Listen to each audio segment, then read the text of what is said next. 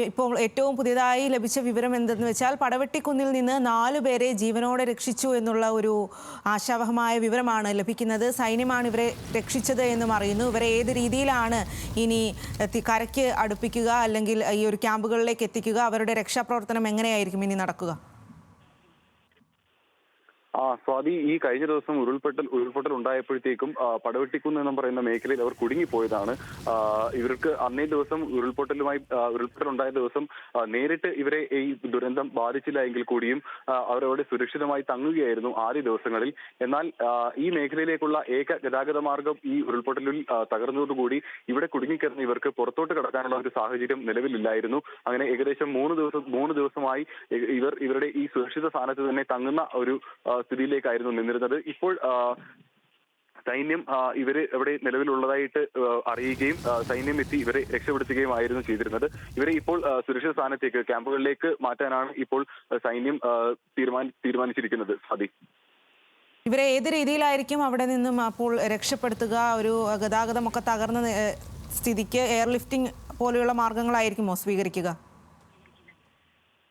തീർച്ചയായും സ്വാതി, സൈന്യം ഇപ്പോൾ അത്തരം മാർഗങ്ങളാണ് ഇപ്പോൾ സൈന്യം പരിഗണിക്കുന്നത്. നമുക്കറിയാം, ഈ ദുരന്തം ഉണ്ടായപ്പോഴത്തേക്കും ഇവിടുത്തെ ഗതാഗത സംവിധാനങ്ങളെല്ലാം തന്നെ പൂർണ്ണമായി തകർന്നിരുന്നു. അപ്പോൾ ആ ഒരു അവസ്ഥയിൽ ഇങ്ങോട്ട് ഇവർക്ക് എത്തിപ്പെടാൻ, ഈ സൈന്യത്തിന് റോഡ് മാർഗം എത്തിപ്പെടാനുള്ള ഒരു സാധ്യത വളരെ കുറവാണ്. അല്ലെങ്കിൽ ഇന്നലെ ക്രമീകരിച്ചിരിക്കുന്ന താൽക്കാലിക ഗതാഗത സംവിധാനങ്ങൾ ഉപയോഗിച്ച് വേണം ഈ മേഖലയിലേക്ക് കടന്നു ചെല്ലാൻ, പടവെട്ടിക്കുന്ന് എന്ന് പറയുന്ന മേഖലയിലേക്ക് കടന്നു ചെല്ലാൻ.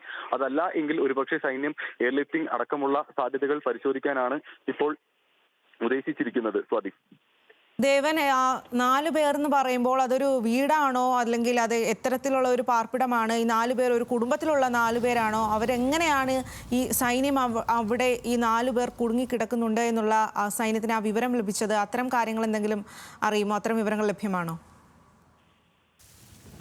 നമുക്ക് ലഭിച്ച വിവരങ്ങൾ പ്രകാരം ഒരു ജോൺ എന്ന ആളുടെ കുടുംബമാണ് അവിടെ ഉണ്ടായിരുന്നതെന്നാണ് ഇവിടെ പ്രദേശവാസികൾ സംശയിക്കുന്നത്. എന്നാൽ അക്കാര്യത്തിൽ പൂർണ്ണമായ ഒരു വ്യക്തത വരുത്താനായിട്ട് ഇപ്പോൾ സാധിച്ചിട്ടില്ല. ഈ ദുരന്തമുണ്ടായ സമയത്ത് ഞാൻ നേരത്തെ സൂചിപ്പിച്ചതുപോലെ തന്നെ ഈ മേഖലയിലേക്ക് ഈ ഉരുൾപൊട്ടൽ ബാധിച്ചില്ല എങ്കിൽ കൂടിയും അവർ അവിടെ തന്നെ തങ്ങുകയായിരുന്നു. ഒരുപക്ഷെ ഈ ഒരു ദുരന്തത്തിന്റെ വ്യാപ്തി അവർക്ക് അവിടെ നിന്നുകൊണ്ട് മനസ്സിലാക്കാൻ സാധിക്കാത്തത് മൂലമാകാം, അല്ലെങ്കിൽ പുറത്തേക്ക് ഇറങ്ങിയാൽ അപകടം സംഭവിച്ചാലോ എന്ന് കരുതിയിട്ട് തന്നെ അവരുടെ സുരക്ഷിത സ്ഥാനത്ത് തന്നെ തങ്ങുകയായിരുന്നു.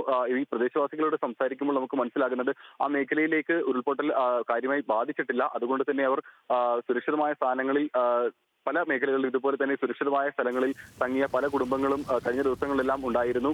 ആ ഒരു രീതിയിൽ അവരും അവിടെ തങ്ങുകയായിരുന്നു ഉണ്ടായിരുന്നത്. എന്നാൽ ഇപ്പോൾ നമുക്കറിയാം, ഈ ദുരന്തം വന്നതിന് ശേഷം ഇപ്പോൾ 4ാം ദിവസമാണ്. ഈ മേഖലയിലേക്കുള്ള ഗതാഗത സംവിധാനങ്ങളെല്ലാം തന്നെ പൂർണ്ണമായി തകർന്നിരിക്കുന്നു. ഈ തങ്ങിയ ആളുകൾ പല വീടുകളിലേക്കും ഭക്ഷണ സാധനങ്ങളടക്കം എത്തുന്നതിനെല്ലാം ബുദ്ധിമുട്ടുണ്ട്. ഈ ഒരു സാഹചര്യത്തിലാണ് അവർ അവിടെ നിന്ന് പുറത്തു കിടക്കാനുള്ള ഒരു ശ്രമം അവർ ശ്രമിച്ചത്. അപ്പോഴാണ് ഈ സൈന്യത്തിന് ഈ വിവരം ലഭിക്കുന്നതും ഉടൻ തന്നെ സൈന്യം അവരെ രക്ഷപ്പെടുത്തുന്നതടക്കമുള്ള മാർഗങ്ങളിലേക്ക് കടക്കാൻ തീരുമാനിച്ചിരിക്കുന്നതും.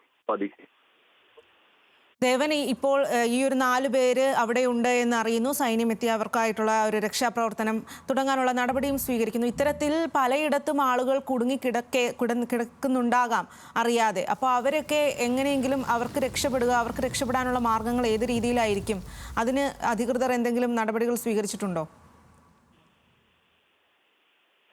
അതാണ് നമ്മൾ കഴിഞ്ഞ ദിവസവും നമ്മൾ റിപ്പോർട്ടിങ്ങിലെല്ലാം ആ ഒരു കാര്യം സൂചിപ്പിച്ചിരുന്നു. ഈ മുണ്ടക്കൈ അല്ലെങ്കിൽ പുഞ്ചിരിമട്ടം തുടങ്ങിയ മേഖലകളിൽ ഈ ഉരുൾപൊട്ടലിന്റെ പ്രഭവ കേന്ദ്രം മുതൽ ഉള്ള മേഖലകളിൽ അല്ലാതെയും കുടുങ്ങിക്കിടക്കുന്ന നിരവധി ആളുകളുണ്ട്. അതായത് ഈ മേഖലകളിലെല്ലാം തന്നെ ദുരന്തം നേരിട്ട് ബാധിച്ചിട്ടില്ലാത്ത പല മേഖലകളിലും ഈ ഒരു ചുരൽമലയ്ക്ക് മുകളിലായി മുണ്ടക്കയം അടക്കമുള്ള മേഖലകളിലെല്ലാം കഴിഞ്ഞ ദിവസമെല്ലാം പനറാണി മേഖലയിലെല്ലാം കുടുങ്ങിക്കിടന്ന ആൾക്കാരെ എല്ലാം നമ്മൾ സൈന്യം രക്ഷപ്പെടുത്തി കൊണ്ടുവരുന്ന ഒരു ദൃശ്യങ്ങളെല്ലാം നമ്മൾ കണ്ടിരുന്നു. ഇത്തരത്തിൽ പല ഈ മേഖലയിൽ പല രീതിയിലായിട്ട് വ്യാപിച്ചു കിടക്കുന്ന സ്ഥലങ്ങളുണ്ട്. അവിടെയെല്ലാം ഈ പറയുന്നത് പോലെ ഈ ഒരു ദുരന്തത്തിന്റെ ആഘാതം കാരണം ഗതാഗത സംവിധാനവും അതുപോലെ വൈദ്യുതി ബന്ധവും എല്ലാം നിലച്ച് കുടുങ്ങിക്കിടക്കുന്ന ആളുകൾ ഒരുപക്ഷെ ഇനിയും ഉണ്ടാക്കാനുള്ള സാധ്യത നമ്മൾ തള്ളിക്കളയുന്നില്ല. അങ്ങനെ ഉണ്ടായിരുന്ന ഒരു കുടുംബമാണ് ഈ പറയുന്ന ഈ ജോൺ എന്ന് പറയുന്ന ആളുടെ കുടുംബവും. എന്നാൽ ഇക്കാര്യത്തിൽ ഈ കുടുംബത്തിന്റെ ഒരു കാര്യത്തിൽ വ്യക്തത ഇപ്പോഴും കൈവന്നിട്ടില്ല. ഒരു 4 അംഗ കുടുംബമായിരുന്നു അവിടെ ഉണ്ടായിരുന്നതെന്നാണ് ഇപ്പോൾ അറിയാൻ കഴിയുന്നത്. ഒരുപക്ഷെ ഈ മുണ്ടക്കൈക്ക് മുകളിൽ അല്ലെങ്കിൽ ഈ പുഴയുടെ തന്നെ മറുവശത്ത് താമസിക്കുന്ന ആളുകൾ ഇനിയും ഇതുപോലെ കുടുങ്ങിക്കിടക്കാനുള്ള ഒരു സാധ്യത നിലനിൽക്കുന്നുണ്ട്. ആ രീതിയിലും ഈ രക്ഷാപ്രവർത്തകരും അതോടൊപ്പം തന്നെ പ്രദേശവാസികളും ശരി, ദേവൻ, ആസിഫ് കൂടിയുണ്ട് ആ ഒരു ഇതിനെക്കുറിച്ചുള്ള വ്യക്തത വരുത്താനായിട്ട്, വിവരങ്ങൾ നൽകാനായിട്ട്. ആസിഫ്, ഇപ്പോൾ 4 പേരെയാണ് അത്തരത്തിൽ കുടുങ്ങിക്കിടക്കുന്ന ആളുകളെ ഇപ്പോൾ രക്ഷിച്ചിരിക്കുന്നത്. അവരെ സൈന്യമെത്തി എയർലിഫ്റ്റ് ചെയ്യും എന്നാണ് അറിയാൻ കഴിയുന്നത്. പടവെട്ടിക്കുന്നിൽ നിന്നാണ് 4 പേരെ അങ്ങനെ രക്ഷിക്കുന്നത്. ആസിഫ്, ഇത്തരത്തിൽ പല സ്ഥലങ്ങളിലും വയനാട് ഈ ചൂരൽമല, മുണ്ടക്കൈ മേഖലകളിലാണ് കൂടുതലായും രക്ഷാപ്രവർത്തനം അല്ലെങ്കിൽ തെരച്ചിൽ നടന്നിരിക്കുന്നത്. അല്ലാതെ ഇത്തരത്തിലുള്ള പല മേഖലകളിലും ഉരുൾപൊട്ടൽ ബാധിച്ച ആളുകൾ കഴിയുന്നുണ്ട് എന്നുള്ളൊരു സംശയമുണ്ടോ? അവരെ ഏതൊക്കെ രീതിയിലായിരിക്കും ഇനി രക്ഷിക്കാനുള്ള മാർഗങ്ങൾ സ്വീകരിക്കുക? തീർച്ചയായും നമ്മൾ ഈ ഒറ്റപ്പെട്ട് കിടക്കുന്ന വീടുകളിൽ പരമാവധി തെരച്ചിൽ നടന്നുകൊണ്ടിരിക്കുകയായിരുന്നു. ഇപ്പോൾ ഈ രക്ഷപ്പെടുത്തിയ ആളുകൾ എന്ന് പറയുന്നത് അവർ ആ സേഫായി അവർ വീട്ടിൽ തന്നെ കഴിയുന്ന ആളുകളായിരുന്നു. അവർക്ക് ആവശ്യത്തിനുള്ള ഭക്ഷണം അടക്കമുള്ള കാര്യങ്ങൾ ഉണ്ടായിരുന്നു. പക്ഷേ ആ വീട്ടിൽ അവർ കഴിയുന്നതുമായി ബന്ധപ്പെട്ട് കൃത്യമായ വിവരങ്ങൾ ലഭിച്ചിരുന്നില്ല. കാരണം പല ആളുകൾക്കും അവർക്ക് വെളിയിലേക്ക് ബന്ധപ്പെടാനും മറ്റും കഴിയുന്ന സാഹചര്യമില്ല. ഇപ്പോൾ അല്പം മുമ്പ് ദേവൻ ആ ഒരു പ്രദേശത്ത് നിന്ന് നാട്ടുകാരോട് സംസാരിക്കുമ്പോൾ അവർ പറയുന്നുണ്ട്, അത് ഈ ജോൺ എന്ന് പറയുന്ന ആളുടെ ഒരു വീടാണ് ആ ഭാഗത്ത് ഉണ്ടാകാനുള്ള ഒരു സാധ്യത. അതുകൊണ്ട് ആ ഒരു കുടുംബത്തിൽ ആണ് ഈ 4 പേർ ഉണ്ടാകാൻ സാധ്യത. 2 സ്ത്രീകളും 2 പുരുഷന്മാരും. അതുകൊണ്ട് അവരെയാണ് ഇപ്പോൾ രക്ഷപ്പെടുത്തിയിട്ടുള്ളത് എന്നുള്ള ആ കാര്യമാണ് നമുക്കിപ്പോൾ വ്യക്തമാകുന്നത്. NDRFന്റെ സംഘമടക്കം അങ്ങോട്ടേക്ക് എത്തുകയായിരുന്നു. അതിനുശേഷം ഇവരെ കണ്ടെത്തുന്നത്. ആ സമയത്തും ഇവർ ആ വീട്ടിൽ തന്നെ കഴിയുന്ന സാഹചര്യത്തിലാണ് നമ്മൾ ഇവരെ കണ്ടെത്തിയത്. ഇവരുടെ വീട് ആ ഒരു ദുരന്തവുമായി ബന്ധപ്പെട്ട് ദുരന്തം ബാധിച്ചതിന് സമീപത്തുള്ള വീട്ടിലാണ്. അവർ ആ വീട്ടിൽ വളരെ സേഫായി തന്നെ കഴിഞ്ഞ് വരികയായിരുന്നു. ഭക്ഷണം അടക്കമുള്ള സാധനങ്ങൾ കുറഞ്ഞു വരുന്നതിന്റെ അടക്കമുള്ള പ്രശ്നമുണ്ടായിരുന്നു. സ്വാഭാവികമായിട്ടും അവർക്ക് പുറം ലോകത്തേക്ക് ഇവർ എത്തേണ്ടത് അനിവാര്യമായ ആളുകൾ തന്നെയാണ്. ആ ആളുകളെയാണ് ഇപ്പോൾ അത് കണ്ടെത്തി അങ്ങോട്ട് ആളുകൾ എത്തി അവരെ ഇപ്പോൾ പുറത്തേക്ക് എത്തിക്കുന്നത്. ഏതായാലും അവരവിടെ ഉണ്ടെന്ന് സംബന്ധിച്ച് കൃത്യമായ ഇൻഫർമേഷൻ ലഭിച്ചിരുന്നു. അവർ അവിടെ ഭക്ഷണമടക്കം അവരുടെ ആ വീട്ടിൽ ഉണ്ടായിരുന്നു. അതടക്കം അവർ പാചകം ചെയ്ത് മുന്നോട്ട് പോകാനുള്ള സാഹചര്യം അവിടെ ഉണ്ടായിരുന്നു എന്നുള്ളത് തന്നെയാണ് നമുക്ക് ഏറ്റവും ആശ്വാസകരമായ സംഗതി. അപ്പോൾ സ്വാഭാവികമായും ഇനിയും നമ്മൾ ഈ മുണ്ടക്കൈക്ക് മുകളിലേക്ക് ആ ഒരു പ്രദേശത്ത് ഏതെങ്കിലും വീടുകൾ ഒറ്റപ്പെട്ട് കിടപ്പുണ്ടോ, അവിടെ ആളുകൾ ഉണ്ടോ എന്നുള്ളൊരു പരിശോധന കൂടി സ്വാഭാവികമായും നമുക്ക് വരുന്ന മണിക്കൂറുകൾ തുടരേണ്ടതുണ്ട്. ആ പരിശോധനകൾ നമ്മൾ ഒരു ഘട്ടത്തിലും അവസാനിപ്പിച്ചിട്ടുണ്ടായിരുന്നില്ല. ആ പരിശോധനകൾ തുടർന്നുകൊണ്ട് തന്നെ ഇരിക്കുകയായിരുന്നു.